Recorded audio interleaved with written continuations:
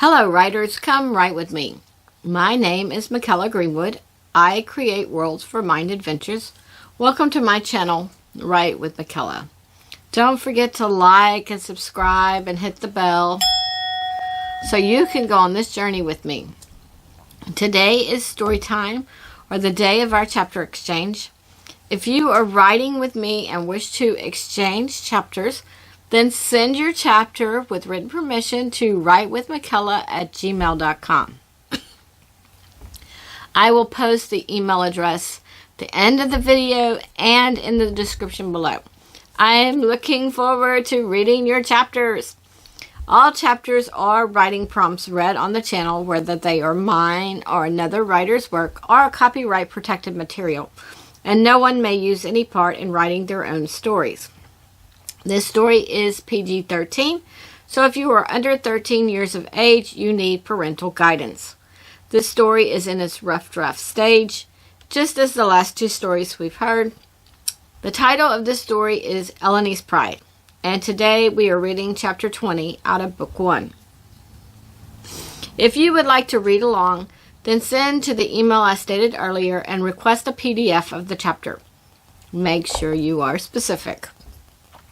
Now let's start Ellon's Pride, Book 1, Breaking Point. This is Chapter 20, More Linkers. Side note, this is actually Chapter 20. A couple of Tuesdays ago, I think I may have said Chapter 20 when I meant Chapter 19. So, even my scripts are rough drafts. Here we go. Steinson had walked down some of the tunnels that Livia had seen in her vision when she visited him. But he hadn't gone far when the tailors zipped around his head. He scurried back a bit. So the tailors thought, "We're here to help you." Steinson thought to his linker, Kosher, "I no go to you now. I attacked. Help me."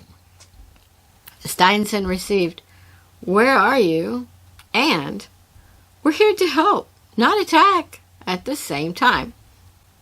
Then he received, "Where's your message ball?" He wasn't sure who was thinking what, but he responded, "I in dark, scary tunnel, ball and chamber. I need to hide. Where are you?" He received, "I'll get the ball, and then we'll get you out of here." And, "I'm in the woods south of my village. I'm with my ma and my brothers and sisters. Are you north, east, south, or west?" "I no know." "Wait, what just happened? I small. I know no word. I floating. I scared." "Don't be scared, little baby. We're here to help," thought a tailor, as another thought, "I have your message ball, and we're bringing you to your linker. Where is your linker?" "Do you have voices in your head besides mine?" thought Kosher. "I just thought that I'm south or southwest of my village. Should I head to you?" "Me no know," thought Steinson.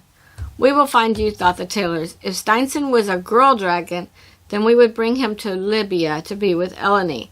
But he's a boy, so he goes to his linker. Kosher was confused by the thoughts. But after a few more minutes, the thoughts were just with his dragon, and the thoughts from his dragon seemed calmer. His dragon didn't know any words to any charms, but he asked lots of questions as words came to him. He would ask what they meant. Sometimes it would be what color something was, and Kosher at first couldn't tell Steinson because he couldn't see the color. But then Steinson was able to open up the link to include sights around him. Kala was deep in a meditative state, and she received monstrous ke gursu pa ek komsi. "What? I no safe to eat for anyone, but I hungry. Do I eat rocks?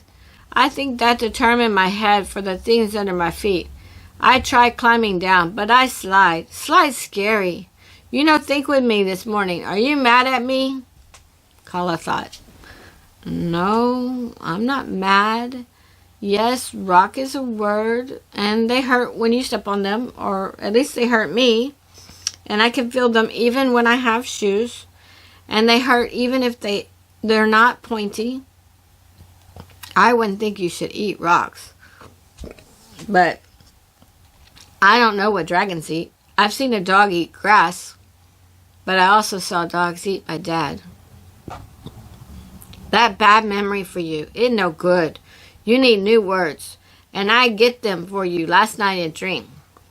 The words were Mercer Servis Spiritus Osem Feltai Decido Padat Monstruer Ec Vivisen Poiosit. You like those words? I like those words. I say them again if you like. Kala thought, yes, please, and slower, please. Then you need to leave the cave and find something to eat. We have found food growing everywhere, so perhaps you will too. Don't eat the rocks. Strapter, Kala's dragon, thought the words again, and then Kala looked around at the others. The little ones were playing ball with the pine cone. They were giggling like they never had before. Kempton was watching them and playing with them as well, and Kala had never seen him as happy either. Then Kala looked back at the others, and she saw golden dust floating around them and going in them. Kala shook her head to herself. If she had seen the golden dust before they left, then she would have left sooner. Maybe she would even be with her dragon now. Then suddenly she felt pulled south, but she knew she needed food. Thankfully, she remembered the words she received before she received the thoughts from her dragon. Kala said the words and found the golden dust sprinkled from her fingertips to the ground. She also saw green dust sprinkled. Thilda said from slightly behind her, my vision said green was edible raw, so we don't have to cook them. Kala glanced over her shoulder. But I see yellow too, or gold. What does that mean? I think yellow or gold meant you had to cook it, said Hoshman from behind them. Both glanced back at Hoshman. Kala glanced at her mother, and her mother seemed to still be in meditation. She said quietly to Thilda and Hoshman, I feel pulled south. It's okay, dear, stated Thilda. Until your brother feels pulled a different way, we can go with you. Straight south of us should be a meadow, and then some steep mountains, stated Hoshman. What I'm saying is that, well, the dragon may be south of you, but you may have to go around the mountains. I'll never find my dragon, exclaimed Kala. Kasha opened his eyes and exclaimed, my dragon is on his way to me. Everyone but the little ones looked at him. Even Kempton stopped playing and walked closer. Sylvie opened her eyes. What do you mean your dragon is on his way to you? Then she looked at Kala. And what do you mean you'll never find your dragon? Kasha and Kala explained things. The group harvested some mushrooms, and then they continued on their journey. Kasha stayed with them because through his link with his dragon he had seen King Damontade's troops pouring in his gates of his kingdom, so he felt the farther he and his dragon were away from there, the better. And the people helping his dragon didn't seem to care about the distance they had to travel. Kasha wished he could go fast like the people helping his dragon. But for now, he would walk with his group, and the people with his dragon would easily catch up. As they walked, Kala felt pulled more south than they were walking, as if something physical were inside of her and attached her heart, but she trusted Hoshman's knowledge of the land. Ellon touched down very near where they had lifted off this morning, and Libya got Soflin, Lydia, and Keechan out of her pocket, and she released the charm on Keechan as Soflin released the charm she had on herself and Lydia. Baldian and Frocaz touched down behind them, and Bitsy and Hyzor detached from Ellon and shifted back to their tailor shape. The tailor attached to Baldian detached and fluttered behind the couple. Once Lydia was her correct size, Libya embraced her. I missed you so much, and I saw you fall in a vision, so I only thought on that as I found you. When we lifted into the air, That's okay. I didn't greet you either, stated Lydia. Then she looked down. She knew she needed to tell her sister of their father's death, but she didn't have the words. She looked up at Libya, and her face showed her sadness. Libya took her sister's hands in hers. I know. I saw that in a different vision. And shortly after, I saw your symbol light up. But thankfully, the soldiers didn't notice. You mean when I was in the woods in the middle of the river? Asked Lydia. Sophlin watched the exchange between the girls, as did Ellon and Baldian. Libya pushed her eyebrows together. No. When you were sitting with your back to the fire, after you had caught Lithia's dress and pulled her back, you were holding her tightly, and your symbol lit up. Lydia pushed her eyebrows together and cocked her head sideways. She remembered grabbing Lithia's dress and holding her tightly, and she remembered being afraid for her. But if her symbol lit up then, that would have scared all life out of her. She glanced at Sophlin and then motioned to her. She saw my symbol light up when I was in the middle of the river. I thought the soldiers had followed me and cast a tracking charm on me, but thankfully that wasn't the case. Libya glanced at Sophlin, and Sophlin nodded. That's the thing with visions, started Sophlin. Do you remember when you told me, Lydia, that Libya would know about your symbol? You knew she would see it before she saw it, and you knew it would be later in the evening of that day. Somehow you knew the time without anyone teaching you or any lessons. You knew the time. Sophlin motioned to Libya. She probably had something in her vision indicating time, but the horror of your dad's death distracted her from noticing the time, so she naturally thought it all happened during the one time. Lydia nodded. There's a lot to watch in a vision. I can't see it all. She motioned to Bitsy and Hyzor. The tailors helped me know the time of your fall.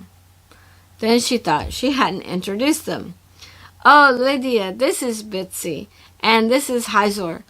When we get back to the tailors, there may be so many you won't know which is Bitsy or Hyzor, but I think they're going to stay with Ellon and me. Yes, we are, thought Hyzor. I'm for Ellon, and Bitsy is for you. But when we're together, we will help either or all. And this is Lowly. She is to stay with Baldian. Bitsy put her hand on Hyzor's arm and thought in. Well, we can only stay during the fight and peace after. But if you decide to go back to live in the village under King Damantade, then we will have to leave you. We can't thrive with such dire loss of hope. Libya tried to take in what Bitsy was telling her. Sophlin nodded her head. She understood. Then suddenly she asked, Helta, is she alive? Is she among you? Hyzor nodded as he chuckled a little. She never saw a reason to leave your side because you were still casting charms and helping the people, but we called her back to be with us while you were so close to despair. Despair for myself or for the village I lived near? Asked Sophlin. Both, thought Hyzor. Mostly from living near it, and Helta said you would despair if she left, but you started to despair before she left. Bitsy fluttered forward. We know you are mostly happy, but with the people you love being in such dire circumstances, it was straining your happiness and Helta's health. Sophlin nodded as she understood, and she looked forward to reuniting with Helta. Now, since that's all out of the way, thought Inkichin, let's pick some berries and eat. The girls and Sophlin started picking berries. Lowly picked a berry for Baldian, and Baldian gratefully ate the berry and relished the small amount of juice. But she didn't try to pick any for herself. She remembered the thorns. After the humans and tailors ate their fill of berries and the dragons ate some grass, they once again headed off. Ellon didn't know if they would make it all the way back to the tailors or not. She felt like she could. But she realized that Baldian and Fracas were having a harder time flying than she was. She didn't know if that was because of her practice with the tailors or that she was born larger than the others, but she felt links to them that were different than her links to Libya, and she would monitor them. She didn't think Baldian would say she was tired, and she didn't know enough about Fracas to guess. Ellon sailed off smoothly and easily glided ahead, but then she doubled back. She warned Libya through her link, and Libya was able to stay on just fine. Of course, Ellon had stayed upright. "The soldiers left," started Hector. "We can go back and get our families." Charmin grabbed Hector's arm with his hand and moved him along. "No, we can't go back. They had the chance to leave, and they didn't. And those dragons knocked down all our chimneys.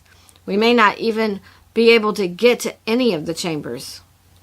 "They may still be alive," put in Frolin. "Listen," started Lomar. "My wife and I talked to them just before we left. We told them it was better to die trying than to just die. But they wouldn't move. We didn't leave any children in the cellar we were in. There may be other children in other cellars, but we have a sizable group, and I'm betting Trenton will need help with the children he has with him. So we go. We decided to save our lives, so let's not go back and lose them." Hector nodded his head, although no one could see him, and the group continued on. Their best hope was to find Trenton's group. Trenton's group had gathered berries and bark. They ate a few berries each, and they had enough bark to tie on 10 feet or 5 pairs. Also, they took a few sips of the water they had gathered. Trenton looked around at each one. He knew the little children couldn't walk very far, and their siblings that carried them couldn't carry them for long. So he was thinking short but frequent breaks.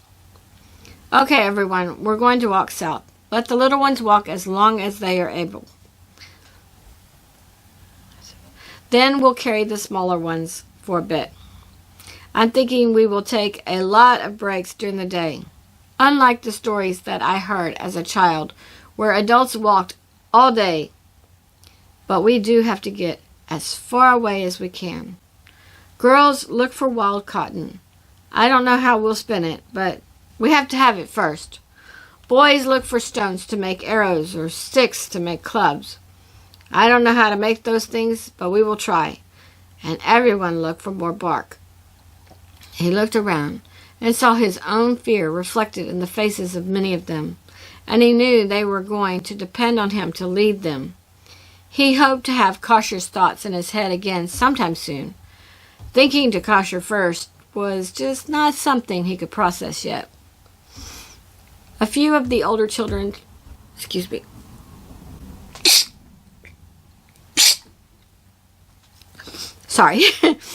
A few of the older children had also heard stories, and some were thinking of how to tie 2 long limbs or sticks together and with what, so they could put the small children on it and pull it, but they weren't sure how that would work. They just remembered remnants of stories. They walked along in the shade of the quiet woods for quite a while. Then suddenly, light burst forth on Trenton's arm, and he stopped, pushed up his sleeve, and looked at it. "You're a linker?" exclaimed Aldemnia. And then she felt her arm get really warm. She pushed up her sleeve and saw the same light on her own arm. "I'm not a linker. I couldn't be." The children gathered around the 2 and stared at their arms. Then almost simultaneously, symbols lit up on Martin's and Kyla's arms. Trenton looked around at all the children and wondered to himself if more arms would light up. Kyla wasn't even from their original group. Then Moloch's arm lit up, followed shortly by Marley's arm. Trenton stood there looking at all the symbols, and he realized that his group was the village's hope. They were the linkers everyone hoped the other parents had hidden in the cellars. and for a few days they had been in Jarson's cellar. He was instantly glad that they had crossed the pond and left. He knew if he had gone back, the soldiers would have killed him and his brother Moloch. Then Trenton looked more carefully at his symbol and his brother's, and they were different. He looked at Aldemnia's, and hers was nearly identical to his own. A heaviness settled on Martin. "Man, I was perfectly happy to let you lead," he said to Trenton. But I can't be a linker. That's huge. I can't do all the things the linkers of the past did." Trenton took up Jovel's hand. "For now we have the same plan." He saw Moloch take Bulsel's hand and Bulsel take Cartman's. Then the rest of the children took the hand of a sibling, and Kyla took Kaiser's hand as well as Sarli's, even though Kaiser was not her sibling. Once again they started walking. Several thought of the night when they sat with their backs to the fire, and the linkers had tears rolling down their faces as they realized that if their symbol had lit up then, they would now be dead. And as they thought that, they again saw all the deaths of that night, starting with Jarson's death. They didn't know where to go. They didn't know where they were going to go or how they were going to make it. They didn't know that there were adults from their village behind them, but for now they were alive. The thought that each linker would find a dragon also didn't penetrate their being, because that would have given them a little more hope. But for most of their lives, the dragons had all belonged to or been under King Damontade's control. The memory of the village having dragons was too far in the past to remember. Libya had some training from the tailors, and she knew more of what she needed to learn. But the actual fight stayed far from her mind. Now she had the tailors, her dragons, and her sister. She didn't know that King Damontade had a long arm, and that would have scared her. But she was going to try to learn everything she could, even though she could not go to the village to save her pa. She hoped with her sister they could at least save the rest of their family. Also, she knew about the births of dragons so far, but she didn't realize that those dragons also had linkers, and those people would help her. So Flynn had learned a little of the help she would need to give from her time with Lydia. She knew the people had lost much, but she also knew about King Faterai's people. She hoped between his people and the new dragons, they would find a way to put things right. Browser was out of prison and on the way to meet his new holder. He felt once he found Bradley, they could fly from kingdom to kingdom like he did in the past, and King Damontade would be a distant memory. Some parts of Browser knew that he was kidding himself, and he knew they would have to prepare to meet King Damontade and his army. But he didn't know the level of training the new linkers would need. For now, he just enjoyed the quiet and walking around free. His ankles and wrists still showed signs of his imprisonment, but the wounds would fade. In the past, his teacher and several others had told him that in the prophecy it was said he would train the new linkers, but he never believed. He asked how they knew it was him, and the people who knew the prophecies told him things like he would be the last linker.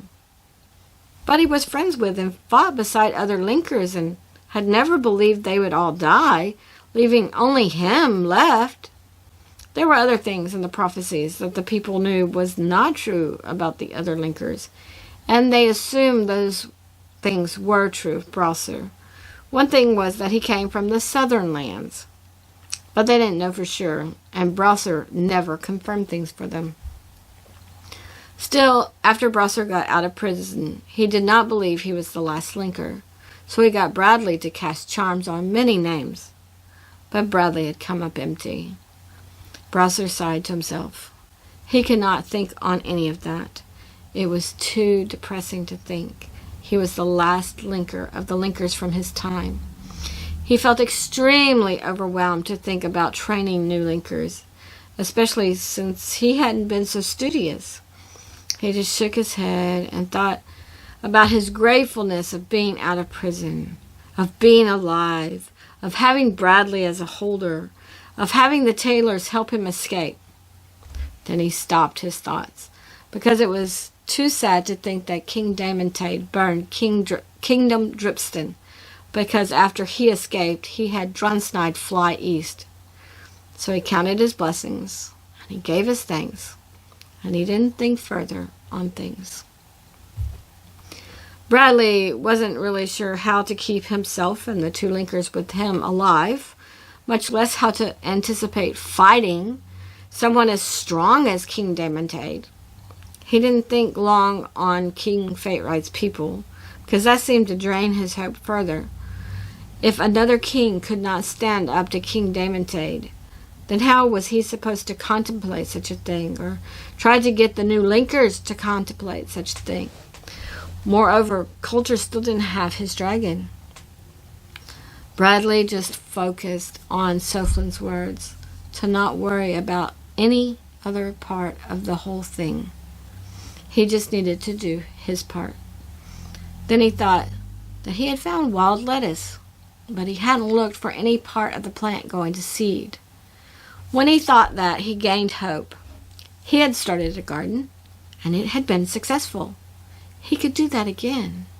They would walk a long way off, away from King Damantade, and on the way he would look for and find seeds, and he would plant a new garden. He also remembered that he still had a connection to his pa, so he could get advice. He didn't know which way his father went, and he didn't think about trying to find his father or his father finding him and the two linkers, but thinking of the connection was enough for Bradley to believe he could make it. He could get the linkers to safety, and they could survive. Sometimes as he thought that, he didn't remember the village burning, or that his pa had said they had also left, because that last night in the village was not something Bradley wanted to remember. Clef 4, a boy that was in charge of a few miscellaneous things like making sure the dragons received their potions every day, was going to report to the king that the food supplies seemed low. But just before he entered the royal court, he saw King Damantade motion an order to kill another soldier, and he saw the head hit the floor and roll. The dead face looked at him, and he gulped down his fear. Clef 4 quietly backed down the hall. He decided that now was not the time to announce that. He hoped someone found Browser soon, so the king would settle down. His heart beat hard inside his chest, and he had trouble breathing till he was safely in his room. He paced around the small room and asked himself what he could do. He didn't know any charms, so he didn't think he could find Browser himself. He couldn't read to see if the prophecy would tell him something, although there were a few scrolls in his room. He walked over to one and unrolled it and looked at it, but it looked blank to him. So he didn't know if he had to say a charm to see the words, or if no one had ever written on the scroll. He went back to pacing in his room. What could he do? Sarvik had looked through the records of the people from their kingdom that they suspected King Damantade held in his prisons. King Fateright wanted to rescue those prisoners, and he wanted all his people safe. King Fateright had also promised to help those from Sir Bradley's village, but he thought he might want to find a place farther away first, because they were close enough to their old kingdom that he felt certain King Damantade could still find him. So he wanted to get the prisoners out, if he could, and then head farther south, and then go to Sir Bradley's village. He didn't know the state of the village. He didn't know the state of the village as it was, or he might have rearranged his priorities. King Damantade still had many people left in his village, but they had no hope to live without the village, and for now none of them tried to salvage the communal garden. They only looked to the stores that were in the cellars.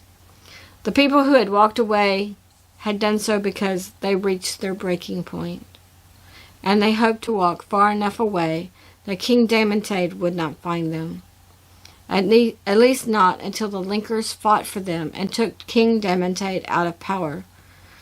But they didn't know how far that was that they needed to walk. Among some of the groups that walked away, they had Linkers. But the Linkers hadn't trained at all to fight, and they would need time to learn. Still, they had to get far away from King Damantade to do that. For now, King Damantade was searching his own kingdom for Browser, and that was allowing time for the people to walk farther away. But how long will he search his own kingdom? Or how many of his own people will he kill because they can't find Browser? Surely he will start his searches again. But hopefully the Linkers will be far away, and maybe some will meet with their dragon and start training before then. Also, maybe there are other kings and kingdoms that they can ally with. Okay, writers, that is the end of book 1. No, it is not the Cinderella ending that usually happens in the West. Right now, book 1 is over 93,000 words. What we read today was a lot like an epilogue, where we looked in on each group. We tied some ends in, tied some ends up. Of course, there's still a lot of unanswered questions. We had quite a bit of action in the beginning of this book, and then the village people who left just scattered. So, the subtitle of book 2 is Regrouping. So somehow the people left alive will have to come together to regroup and plan and train. Now, watching people train is not a whole lot of fun. So there is a 6-year gap between books 2 and 3. So you know, you're not going to see 6 years of this stuff. You're going to see them. Then you'll come back in after some of the training. The subtitle of book 3 is Gaining Freedom. From that title, we can hope that is a nice ending. Maybe we get the Cinderella ending, happily ever after. Maybe not. Hopefully we're gaining freedom, as that is the title. But I'll not spoil anything any further. Leave a comment on how your stories are coming. Are you still writing on plot 1 or 2? That's great if you are. I would love to read what you have. And don't worry about mistakes. Up there, I had a mistake, and I almost paused and started trying to fix it. Then I realized I was on the script and not in the book. But I had T-H-E-I-R there, which is the possessive form. And I needed T-H-E-Y apostrophe R-E. So I need to fix that. This is a rough draft. That's what we're doing. We're sharing rough drafts. So no worries. Just send what you have. Also, leave a comment on how much optimism or pessimism you would have if you were in this story at this point. Pick any character, like Bradley. If you were him, would you be hopeful? Or pick a different character and say how you would feel if you were that character. It could be two-word comment, like Aldemnia pessimistic. Or you could say Aldemnia lacking optimism. It's 3 words. However, how you feel, not necessarily how you think I have described the characters in the story. How you would feel if you were that character. Join me Tuesday for us to review season 3.1 and look at all the terms and the jargon we discussed. Of course, we started some stories and stuff like that, so we'll look at how many parts to the cave story we did and how many parts to the down soldier we did, stuff like that. And I don't know, maybe I should give a little bit of a summary of those so far, maybe. That was just a thought that just popped in my head. We'll see. So join me Friday for Shared Plot 3.2, Ellen's Pride, Book 2, regrouping. Like I said before, you can merge those, so you can put one on top of the other. You don't have to write 3 books like I did. It's all how you see it. Visit my website, bymckella.com, and read some character bios. If you read some, then leave a comment on which ones you've read. Also, if you find mistakes, please let me know so I can get those fixed. There's always mistakes. You can never find them all, or mostly never. Some people, I guess, they have really good editors. Anyway, don't forget to hit the like and subscribe and hit the bell so we can continue to write together, and other people will have a higher chance of finding this video and this channel, since your likes will push the video out to a greater audience.